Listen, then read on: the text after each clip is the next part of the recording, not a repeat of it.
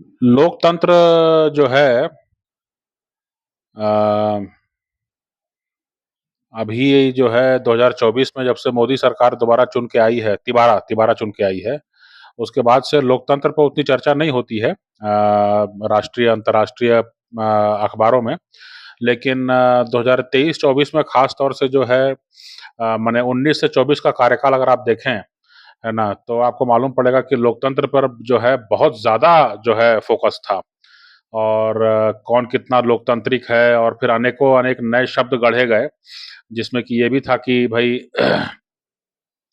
आप डेमोक्रेसी हैं कि आप इलेक्टोरल ऑटोक्रेसी हैं कि आप जो है सिर्फ़ इलेक्शन वाले डेमोक्रेसी हैं कि अजीबो-गरीब टाइप के शब्द जो हैं वो गढ़े गए, है ना? कि आपको जो है डेमोक्रेसी मानने से इनकार करने के लिए जो है और कई तरह कैटेगरीज़ बनाई गई और उसमें जो है शामिल किया गया, कई बार शामिल नहीं किया गया, कई बार अच्छा बताया गया, कई बार बुरा बताया गया, है ना? तमाम सारी बातें जो हैं वो चलती रही।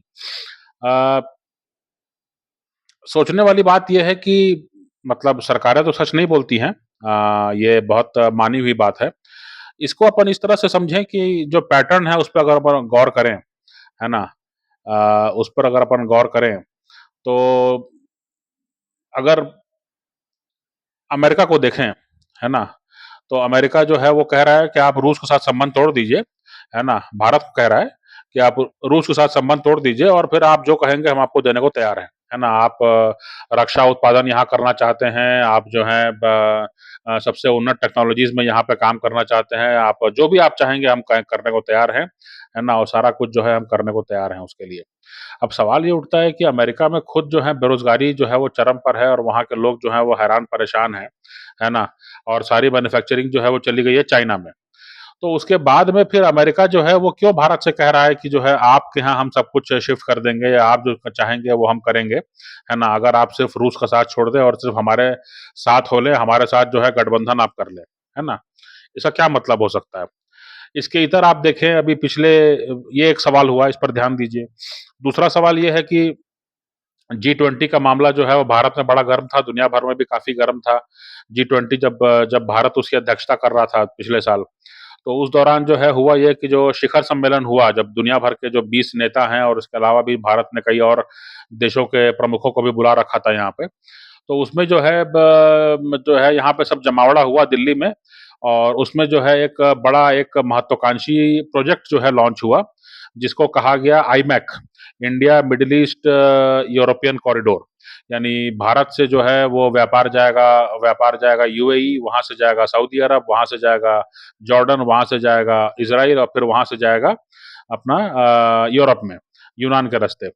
तो अब सवाल ये उठता है कि जो है अमेरिका और यूरोप के जो सबसे जो धाकड़ नेता हैं, सबसे बड़े नेता हैं, वो जो हैं इस प्रोजेक्ट में जो है वो साथ दे रहे थे, इस प्रोजेक्ट पर अपना सहमति उन्होंने दिया। सवाल ये उठता है कि आप लोकतंत्र की बात करते हैं, तो यूएई और सऊदी अरब तो लोकतंत्र नहीं कहलाएँगे।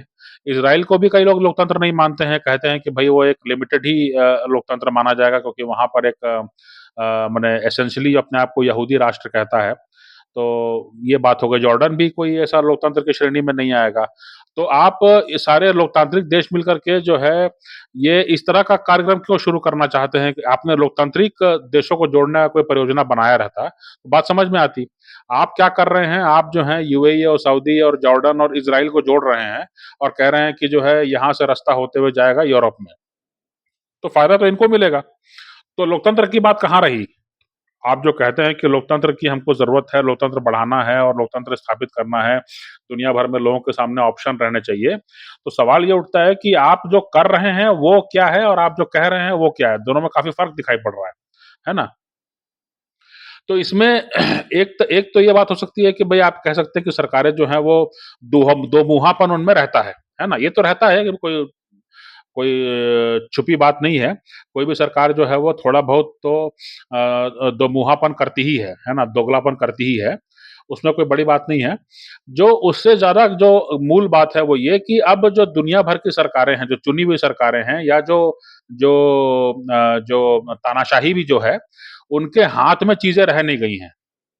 है ना? कहीं न कहीं उनको समझौता करना पड़ रहा है, कहीं न कहीं उनको जो है वो अ, उनको जो है समझौता करना पड़ रहा है उनको, है ना? अब वो जो कह रहे हैं, जो वो सोच रहे हैं, जिस जिस बात के लिए वो जाने जाते हैं, वो बात अब चला नहीं सकते हैं। अपने देश के लिए भी नहीं चला सकते हैं, अपने लिए भी नहीं चला सकते हैं, है ना?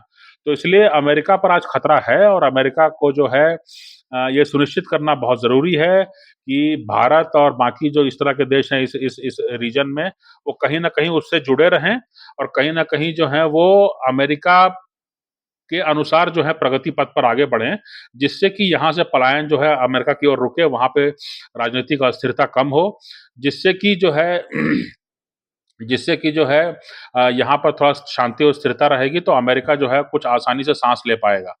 नहीं तो ये पूरा इलाका जो है चीन ले जाएगा, है ना? तो इसलिए जो है वैश्वीकरण जो है, जो प्रक्रिया चल निकली है पिछले 30 साल में, उसके चलते अब सरकारें भी मजबूर हो गई हैं।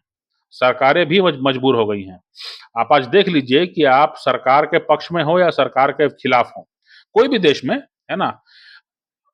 लोग गर्मी से, लोग तूफान से, लोग जो हैं भूकंप से लोग मर रहे हैं, क्लाइमेट चेंज हो रहा है ना? पानी और खाने की दिक्कत हो गई है, ये एकदम मूल बात है ना? आपने वादा किया था कि जो है हर कोई जो है वो चाट समोसा खा के पेट भरेगा और उसके बाद जो है कभी-कभार जो है द दाल-चावल खाएगा। अब समस्या ये हो गई है कि अब गेहूँ और अनाज मिलना मुश्किल है और जो है ये सुनने में आ रहा है कि चीनी और नमक जैसी चीज़ों में मिलावट हो रही है ना? ये जो है इस तरह के स्टडीज़ सामने आ रही हैं और ये कहा जा रहा है कि चीनी और नमक जो है आप कितना खाएँगे, आपका शरीर पचा पाएगा कि नहीं पचा पाएगा वो आप देख लीजिए। ये कहा जा रहा है कि जो है अब मशीनें जो हैं सारा काम करेंगी और जो है मानव की कोई ज़रूरत नहीं रहेगी। सरकारों के हाथ से बात निकल गई है, ये एकदम स्पष्ट समझ लीजिए इस बात को, है ना? सरकारों के हाथ से बात निकल गई है, सरकारें अपने स्तर पर चूँकि उनके पास काफ़ी कुवत होती है, उनके पास काफ़ी बड़ी मशीनरी होती है, तो वो किसी हद तक जो है वो मैनेज कर सकते हैं, किसी हद तक जो है वो प्रबंधन कर सकते हैं। अगर यहाँ पे गेहूँ उत्पादन ठीक से नहीं हुआ, तो कहेंगे कि भई ठीक है हम जो हैं ये रूस के पास काफ़ी गेहूँ पड़ा है, वहाँ से हम मँगा लेंगे सस्ते दर पे। अगर यूक्रेन में युद्ध शुरू हो गया और हमारा सनफ्लावर ऑयल वहीं से आता था, तो हम कहेंगे कि नहीं वो दक्षिण अमेरिका में भी जो है कुछ देश हैं जो कि सनफ्लावर ऑयल बेचते हैं और वहाँ पर जो है उतनी भीड़ नहीं है, तो हम वहाँ से मँगा लेंगे। अगर हमको मलेशिया से दिक्कत है, मलेशिया के प्रधानमंत्री ने कुछ कह दिया तो हम कहेंगे कि हम पाम ऑयल वहाँ से नहीं लेंगे, हम इंडोनेशिया से लेंगे। तो सरकारों के पास कुछ लिमिटेड मैनेजमेंट करने की, कुछ लिमिटेड मैन्यूवरेबिलिटी करने की क्षमता तो है, लेकिन ये कहना भी जो है अब लोगों को समझना पड़ेगा कि अपने हित के लिए उनको कहीं न कहीं जो है अपने तरीके निकालने पड़ेंगे। अपने तरीके निकालने पड़ेंगे, है ना? खुद सोचना पड़ेगा, दिमाग लगाना पड़ेगा कि क्या गलती हो रही है जिसके कारण उनकी स्थिति उतनी अच्छी नहीं है, जितने की होनी चाहिए थी, जबकि आप पढ़े-लिखे हैं, आप दुनिया से जुड़े हुए हैं, मोबाइल आपके हाथ में है, स्मार्टफ़ोन आपके हाथ में है, आप 5G और 6G की तरफ जा रहे हैं, लेकिन फिर भी जो है कहीं न कहीं आपको देखना पड़ेगा, है ना? तो इसके लिए आपको सोचने की वही मैं जो इतना भूमिका बाँधने के पीछे जो कारण है वो यही है कि कहीं न कहीं आपको ये सोचना पड़ेगा कि आपको ही अपने स्तर पे किसी न किसी रूप में एक गुट बना करके एक ग्रुप बना करके अपनी सहायता के लिए आगे बढ़ना पड़ेगा और फिर सरकार आपकी सहायता कर सकती है या कोई सरकारी नीति को आप चुन सकते हैं कि हाँ, इस नीति का उपयोग करके हम अपना भला करेंगे, है ना? तो जैसे मान लीजिए कि दुनिया भर में जो है जैसे यहाँ पर भीड़ बढ़ गई है, यहाँ पर जो है लगातार जो है बहुत ज़्यादा यहाँ पर अभी भीड़ दिखाई पड़ती है। तो आपके सामने जो है सबसे अच्छा उपाय ये होना चाहिए कि आप जो हैं उठ करके जो है दुनिया भर में बहुत सारे ऐसे देश हैं जहाँ पर की आबादी नहीं बढ़ रही है, वहाँ पर जा कर के आप सकारात्मक भूमिका निभाएँ। इसके लिए जो है एक व्यवस्था बननी चाहिए। है ना? इसके लिए जो है एक कुछ गुट समूह बनने चाहिए, है ना? इससे होगा ये कि आप अपने देश का भला भी कर पाएँगे क्योंकि आप दूसरे देश में वहाँ यहाँ के प्रतिनिधि होंगे और दूसरा मामला ये भी है कि आप जो हैं वो बेहतर आमदनी कर पाएँगे। आप जो हैं बाल्टी के बाहर भी आप सर उठा के देख पाएँगे कि हाँ, दुनिया में क्या चल रहा है। उसके इतर जो है आप घर में भी कुछ पैसा भेज पाएँगे, है ना? तो इसलिए जब मशीनीकरण जो है आगे बढ़ चुका है और मशीनीकरण से हम पीछे नहीं हट सकते क्योंकि मशीनीकरण से पीछे हटने का मतलब होगा कि चीन जैसे देशों का जो है खतरा बढ़ जाएगा। तो इसलिए अब सवाल ये उठता है कि अब जो है जहाँ पर आबादी नहीं बढ़ रही है, वहाँ के वैसे देशों को चिन्हांकित करके जो है यहाँ से जो है वहाँ पर वैधानिक तरीके से पहुँचने की जो कि प्रयास अभी जारी है। ताइवान में, इज़राइल में जो है सरकारों को अप्रोच किया गया है कि आप अपने लोग हमारे यहाँ भेजिए। लेकिन ऐसे तमाम सारे देश हैं और सब जगह सरकारें आगे आगे बढ़ के हेल्प नहीं करेंगी आपका, आपको खुद करना पड़ेगा। है ना? तो इसलिए वैसे देशों में कि जहाँ आबादी नहीं बढ़ रही है, वहाँ पे परिवार खत्म हो गए हैं, वैसे देशों को चुन करके वहाँ जा करके उन संसाधनों का उपयोग करके उस देश की जीडीपी को भी आप बढ़ा पाएँगे। उस देश की जीडीपी को भी आप बढ़ा पाएँगे और साथ-साथ जो है अपने देश में भी आप कुछ सकारात्मक सहयोग कर पाएँगे। इसलिए हर काम के लिए जो है सरकार पे भरोसा करना और ये कहना कि मैंने आपको वोट दिया है और आप सुनते रहिए, ये कोई सरकार आज के दुनिया में नहीं कर सकती है ना? अमेरिका की सरकार भी जो है वो नहीं कर सकती है ये काम को।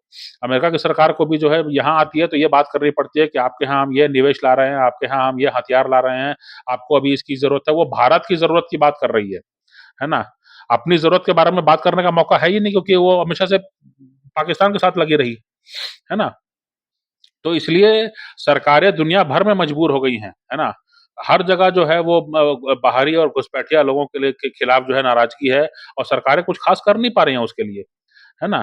तो इसलिए वैधानिक रूप से जो हैं, जो कुशल, अर्धकुशल जो कर्मचारी हैं, जो यो वो लोग वहाँ जा कर के वहाँ की अर्थव्यवस्था में मदद करें, इससे जो है आप ज़्यादा बेहतर हर तरह से पूरे समाज का, पूरे मानव समाज का आप मदद कर पाएँगे, है ना? और हमारा जो धर्म और संस्कृति है, इसको फैलना भी चाहिए ना। हमारा जो धर्म संस्कृति है, इसको फैलना भी चाहिए, इसका विस्तार होना चाहिए। अगर मान लीजिए अमेरिका में हमारा भारतीय मूल के इतने लोग नहीं होते, तो क्या अमेरिका हमारी उतनी इज़्ज़त करता? नहीं करता क्योंकि उस आज उसको मालूम है कि अमेरिका अमेरिका अगर भारत के साथ अगर सख्ती करता है, तो अमेरिका में जो भारतीय मूल के लोग हैं, वो कहीं न कहीं बिलक जाएँगे। है ना?